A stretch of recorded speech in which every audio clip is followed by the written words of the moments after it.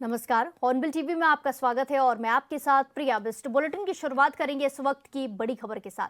देहरादून में आज कांग्रेस का बड़ा शक्ति प्रदर्शन देखने को मिलेगा, जहां राजभवन कूच से सियासी पारा चढ़ने वाला है। बढ़ते अपराध, बिगड़ती कानून व्यवस्था के खिलाफ हल्ला बोल है। अंकिता भंडारी हत्याकांड को लेकर न्याय की मांग तेज हो गई है। महंगाई और बेरोजगारी के मुद्दे पर तीखा हमला कांग्रेस बीजेपी सरकार पर बोलने वाली है। प्रदेश अध्यक्ष समेत कई दिग्गज नेता इसमें मौजूद रहेंगे। इसी के साथ आपको बता दें कि चक्राता विधायक प्रीतम सिंह को इस पूरे कार्यक्रम की जिम्मेदारी दी गई है और हर एक विधानसभा से बड़ी संख्या में कार्यकर्ताओं को लाने की तैयारी है। प्रदर्शन देखने को मिलेगा। इसी को देखते हुए पुलिस भी सतर्क है। पुलिस ने मार्ग डाइवर्ट किए हुए हैं।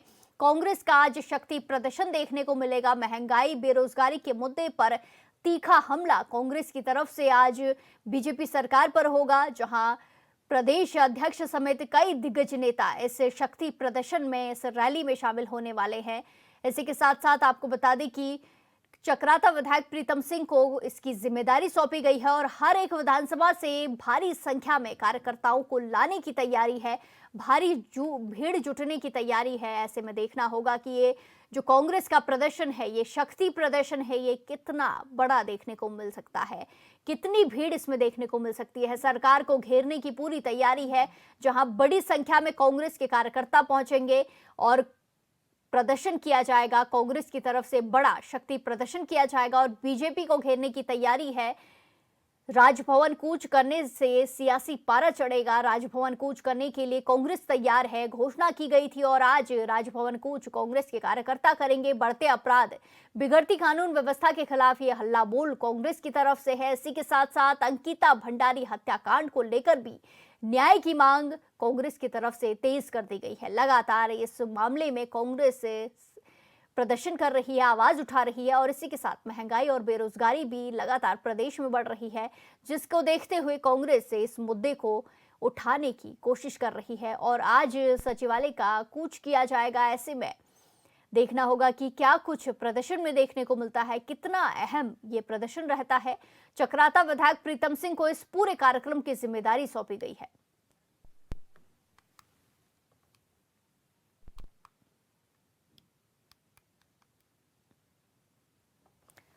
इसी के साथ खबरों में आगे बढ़ते हैं। अगली बड़ी खबर उत्तराखंड के जंगलों से जुड़ी है, जहां फायर सीजन शुरू होते ही उत्तराखंड के जंगलों में आग की घटनाएं देखने को मिल रही हैं। पहले दिन ही प्रदेश के जंगलों में 30 जगह से अलर्ट आया है। राज्य में करीब 42 हेक्टेयर जो जंगल हैं वो जल चुके हैं अब तक। वन विभाग वनाग्नि की रोकथाम में लगातार जुटा हुआ है। लगातार प्रयास किए जा रहे हैं कि किसी तरीके से ये वनाग्नि की जो घटनाएं हैं इन्हें रोका जाए। इसी के साथ क्रूज स्टेशनों के साथ फायर वॉचर्स को भी तैनात किया गया है, जिससे कि रोकथाम में मदद मिल सके। इसी के साथ वन विभाग जन जागरूकता अभियान भी चला रहा है। लोगों को जागरूक किया जा रहा है कि किन किन चीजों को ना किया जाए, जिससे कि जो जंगल है, जो प्रदेश के जंगल हैं, वो बच सके। क्रूज स्टेशनों के साथ साथ फायर वॉचर्स को भी तैनात किया गया है। रोकथाम के लिए हर संभव प्रयास वन विभाग की तरफ से चल रहे हैं। लोगों को भी जागरूक किया जा रहा है, लेकिन फिर भी लगातार ये घटनाएं देखने को मिल रही हैं। फायर सीजन अभी अच्छे से शुरू भी नहीं हुआ है, लेकिन कई जगहों से जंगल जलने की खबर सामने आई है, वनाग्नि की खबरें सामने आई हैं। पहले दिन ही प्रदेश के जंगलों में 30 जगह से ये अलर्ट आया है और राज्य में अभी तक 42 हेक्टेयर जो जंगल हैं वो जल चुके हैं। इसी के साथ खबरों में आगे बढ़ते हैं। बीजेपी विधायक विनोद चमोली ने हॉर्नबिल टीवी से खास बातचीत में मुस्लिम यूनिवर्सिटी विवाद पर अपनी बात रखी। उन्होंने कहा कि 2022 में अकील अहमद ने मुस्लिम यूनिवर्सिटी की बात कही थी, कांग्रेस नेता ने यूनिवर्सिटी बनाने की बात कही थी। उन्होंने कहा कि कांग्रेस कार्यकाल में 2 साल में 20 एकड़ जमीन दी गई। विधायक विनोद चमोली जी हमारे साथ मौजूद है। माननीय हरीश रावत जी को थोड़ा सा ऊपर उठने की आवश्यकता, मुझे ऐसा लगता है। बहुत ज़्यादा मुसलमान कार्ड खेलने की आवश्यकता नहीं है। ठीक है, मुस्लिम इस प्रदेश के लोग हैं और तमाम हमारी योजनाओं का लाभ उनको भी मिलता है। मेरे क्षेत्र में बहुत सारे मेरे तो बहुत अच्छे समर्थक हैं उसमें। मैंने तो कहा है कि जब तुम धर्मपुर विधानसभा की बात करोगे तो भैया तुमको पहले तो मुसलमानों में ही विनोद चमोली से निपटना पड़ेगा, बाकी की बात तो बाद में, वहाँ तक तुम आ भी नहीं पाओ। मेरा इतना अच्छा उनके साथ मेरा संबंध है, लेकिन इसका मतलब ये नहीं है कि हम अपना सब कुछ छोड़ छाड़ के, धर्म कर्म छोड़ के और और हम बिल्कुल एक तरफा हो जाएं तो ये ठीक नहीं है। आप उनके साथ भी रहिए, लेकिन बाकियों को भी तो संरक्षण आपका चाहिए।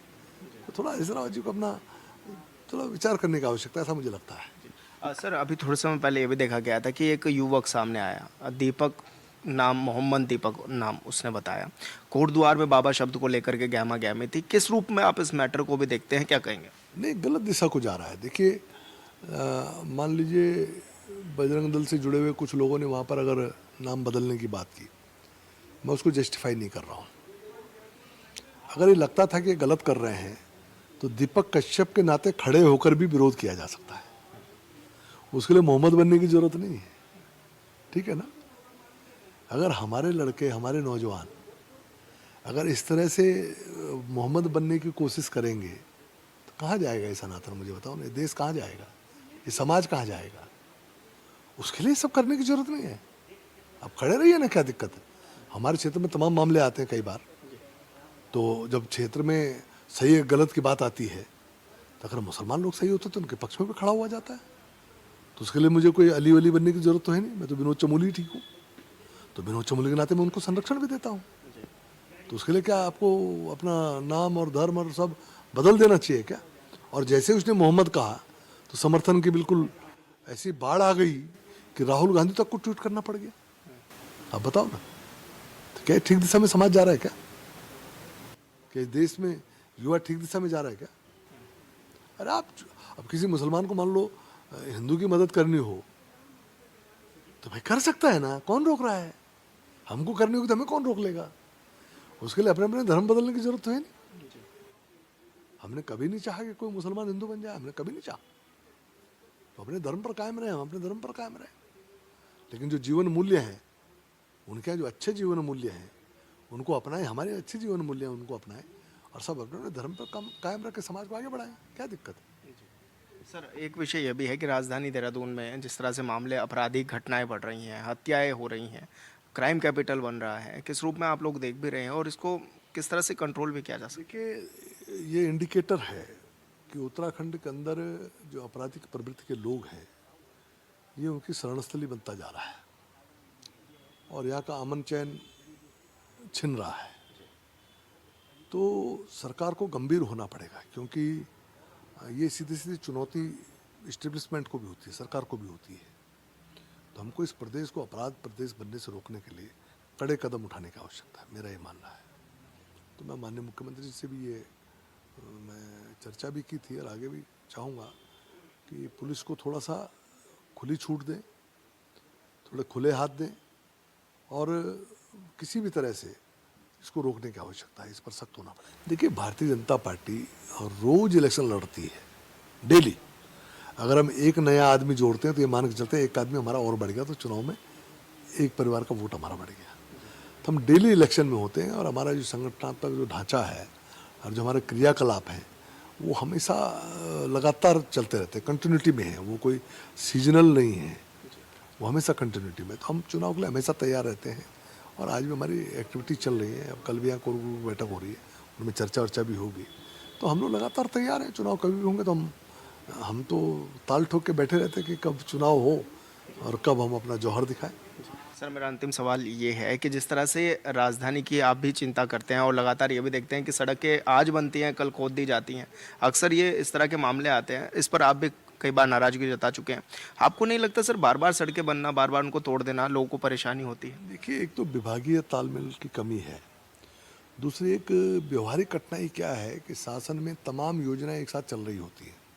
अब जैसे हमने सड़कों के लिए पैसा स्वीकृत कराया, उसके साथ साथ पेयजल की योजना भी, पानी की योजना स्वीकृत होनी है, उसके साथ साथ सीवरेज की योजना है, साहब सीवर स्वीकृत होना है, उसके साथ साथ अंडरग्राउंड बिजली केबल होनी है, तो उसकी भी योजना चल रही होती है। अब उन योजनाओं की स्वीकृति एक टाइम पर नहीं होती। बता दिया पीडब्ल्यूडी की स्वीकृति पहले हो गया, हमने सड़क बना दी, तब तक वो पेयजल की योजना स्वीकृत हो गई, फिर वो पेयजल के लिए सड़क खोदना शुरू कर देते हैं, फिर हम उसको रिपेयर करते हैं, तब तक सीवरेज की हो जाती है। तो ये एक बड़ी समस्या है। तो इसमें ऊपर विभागों का कोऑर्डिनेशन, एक अम्ब्रेला सिस्टम होना चाहिए, मैंने शुरू से भी कहा था। और एक सिटी प्लानिंग कमेटी पहले होती थी, उसको एक्टिवेट करना चाहिए ताकि सारी योजनाएं एक ही बार में और क्रमवार कि पहले खुदाई होनी है क्या होना है, उसके हिसाब से अगर हो जाए तो समस्या का समाधान हो सकता है। दूसरा ये जो रोड कटिंग की परमिशनें वगैरह होती हैं, तो इसको थोड़ा सा विभागों से कोऑर्डिनेट करके, और मान लो रोड कटिंग की परमिशन तो अब एक कमेटी बनी हुई है जो डीएम की अध्यक्षता में है, तो उसमें कटना, ये मान लो रोड कटिंग के लिए हमने कोई एप्लीकेशन डाल दी, अब वो रोड कटिंग की परमिशन में 2 महीने लग जाएंगे मान लीजिए, तो फिर वो काम नहीं हो पाता है, लोग गड्ढों में चलते रहते हैं। अब हमने सड़क बना दिया, तब तक रोड कटिंग के परमिशन हो गए, फिर वो काट देते हैं। ये मेरे यहाँ घटित हुआ, इसलिए मैं बोल रहा हूँ। तो ये थोड़ा सा तालमेल की ज़रूरत है और एक अम्ब्रेला सिस्टम बनाने की ज़रूरत है, ताकि योजनाओं की स्वीकृति उसी क्रम में हो जाए जिस क्रम में इसकी आवश्यकता है। धन्यवाद सर, हमसे बातचीत करने के लिए। हॉर्नबिल टीवी से बातचीत कर रहे थे विनोद चमोली जी, जो कि तमाम विषयों पर बातचीत कर रहे थे। हॉर्नबिल टीवी के लिए देहरादून से विशाल गर्ग। धर्मपुर से बीजेपी विधायक विनोद चमोली ने प्रदेश में बढ़ते अपराधों पर कड़ा रुख अपनाते हुए कहा कि अपराधियों के खिलाफ आधे अधूरे कदम नहीं बल्कि निर्णायक कार्रवाई होनी चाहिए। उन्होंने साफ शब्दों में कहा कि हाफ एनकाउंटर नहीं, फुल एनकाउंटर होना चाहिए। उनका कहना है कि जो अपराध करेगा उसे किसी भी सूरत में नहीं बख्शा जाना चाहिए और पुलिस को पूरी तरह खुली छूट देकर सख्त कार्रवाई होनी चाहिए। चमोली ने कहा कि उत्तराखंड को अपराध मुक्त बनाने के लिए कठोर कदम उठाने होंगे और कानून व्यवस्था के साथ किसी प्रकार की नरमी नहीं बरती जानी चाहिए।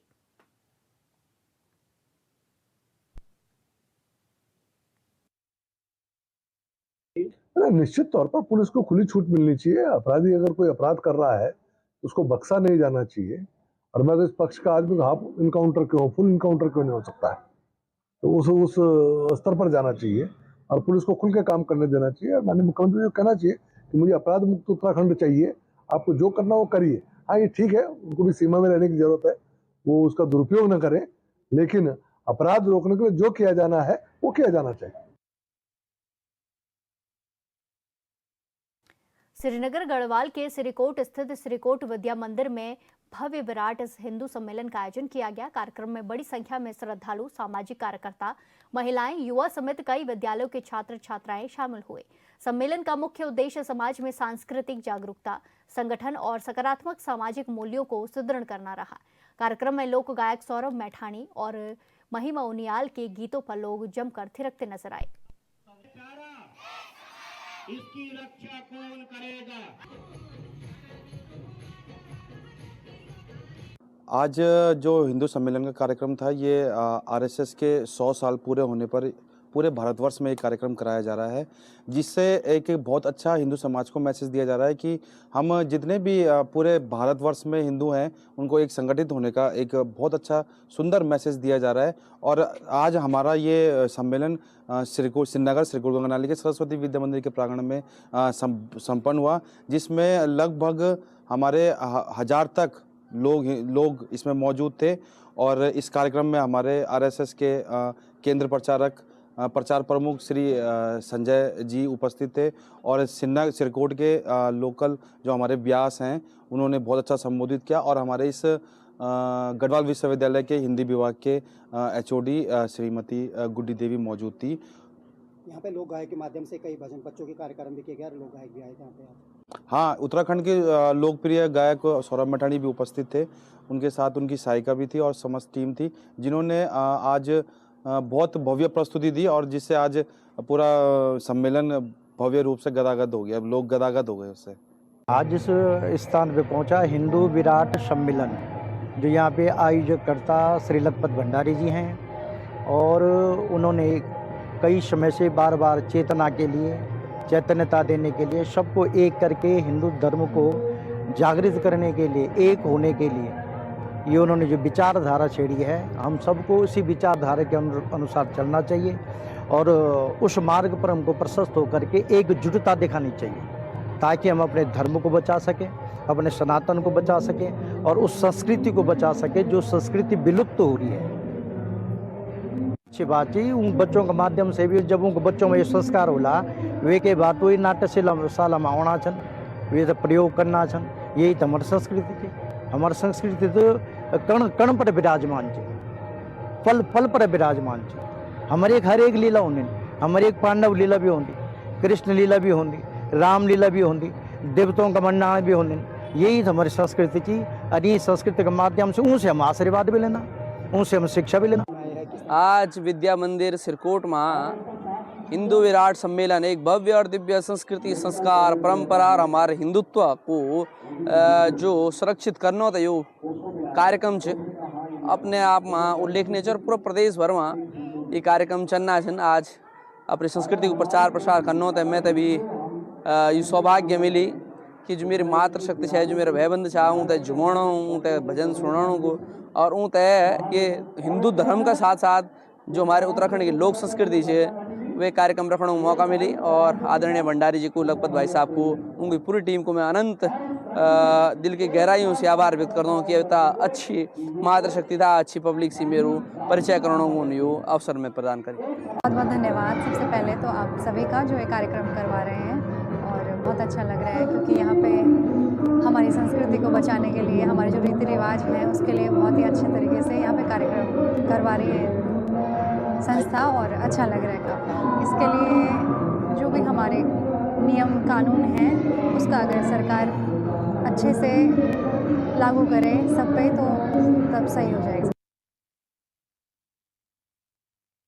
उत्तराखंड के राज्यसभा और लोकसभा सांसदों ने कमाल कर दिया है। विकास की बड़ी बड़ी बातें, ऊंचे ऊंचे दावे और जनता के किए गए वो लुभावने वादे सबके सब हवा हो गए हैं। जेब में करोड़ों रुपए पड़े थे लेकिन खर्च करने की फुर्सत किसी को नहीं है। जनता आज भी प्यासी, सड़कें टूटी हैं लेकिन हमारे माननीयों का विकास का जो मीटर दिसंबर 2025 के अंत तक भी नहीं हिला वो अभी भी नहीं है। आरटीआई में हुआ एक बड़ा चौंकाने वाला खुलासा जिसे सुनकर आप भी कहेंगे क्या वाकई ऐसे उत्तराखंड का विकास होगा। देखिए रिपोर्ट।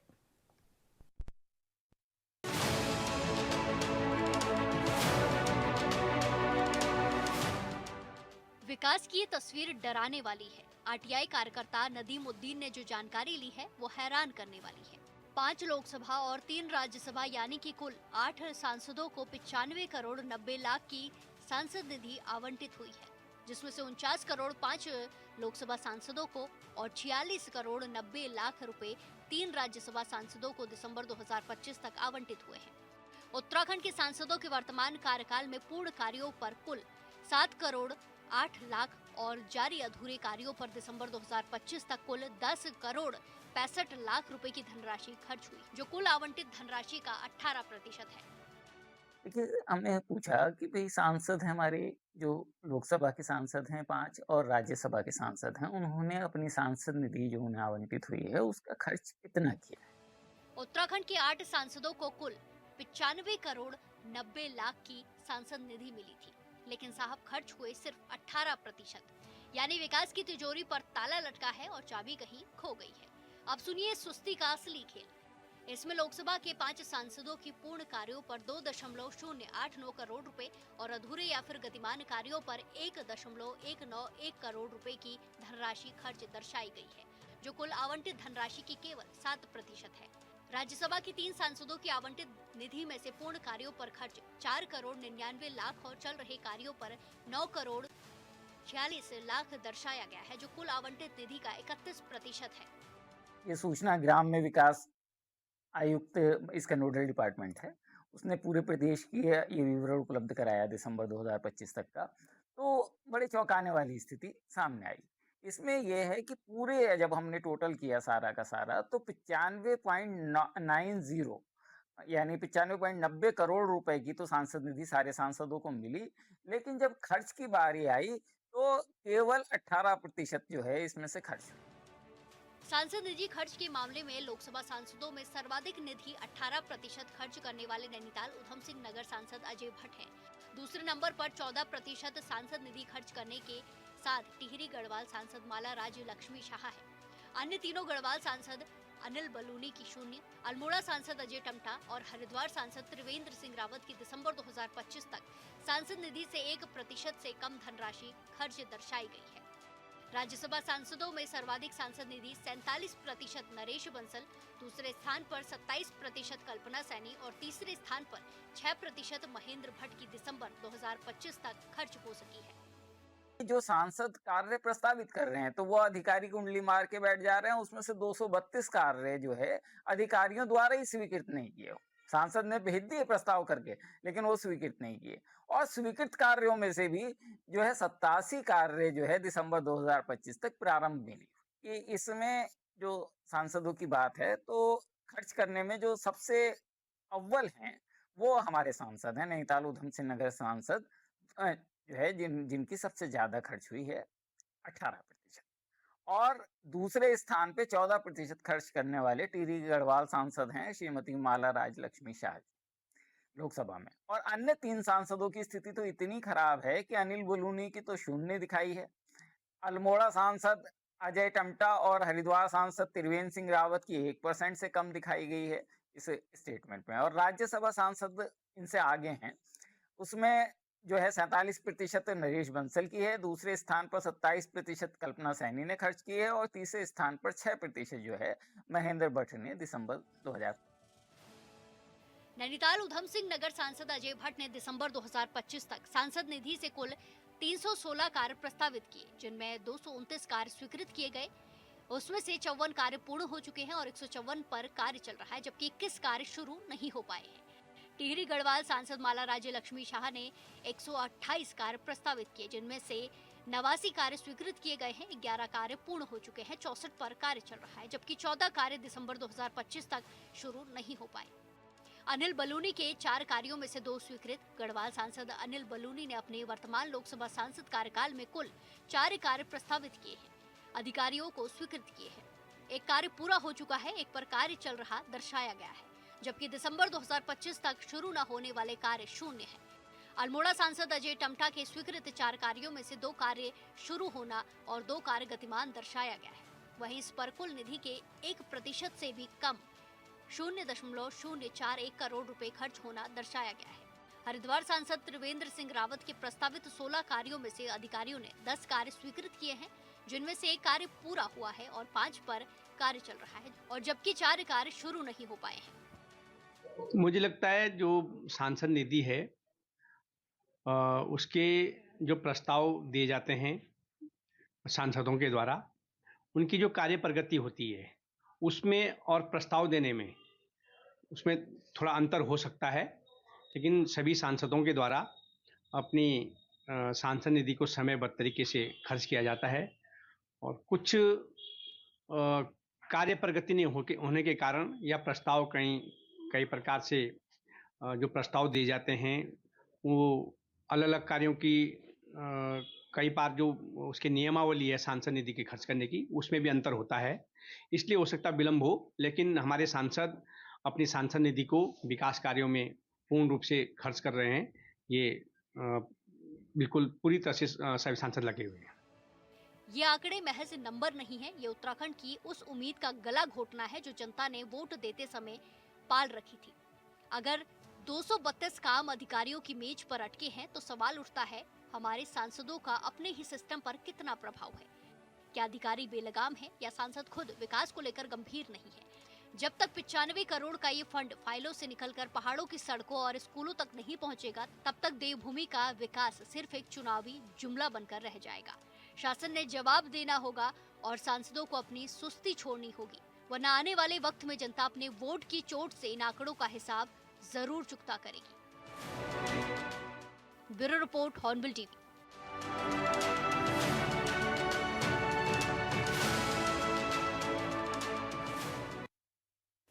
इस बुलेटिन में फिलहाल के लिए इतना ही। बाकी तमाम खबरों के लिए देखते रहिए हॉर्नबिल टीवी। नमस्कार।